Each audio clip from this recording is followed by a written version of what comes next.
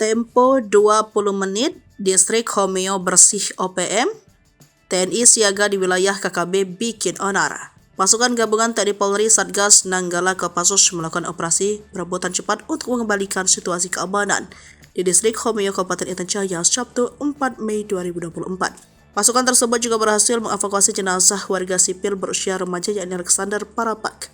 Kogab Wilham III Lejen TNI Richard Tampu Bolon mengatakan mereka berhasil menduduk distrik Homeo dalam 20 menit. Namun ketika tiba di lokasi, TNI sempat dihujani tembakan oleh anggota KKB.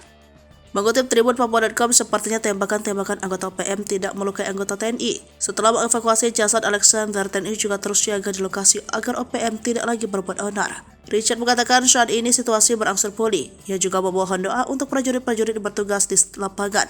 TNI mengatakan OPM pimpinan KNI Tipagau telah melakukan penyerangan pada tanggal 30 April 2024. Kelompok itu disebut melakukan penembakan ke kompleks Polsek Distrik Homeo. Selain itu, kelompok itu juga disebut melakukan aksi sporadis dengan melakukan pembakaran 1 SD Impres dan melakukan pembakaran 4 rumah masyarakat. Intan Jaya dalam beberapa hari terakhir memang memanas. OPM atau KKB dalam tempo 2 hari bikin onar di kawasan tersebut.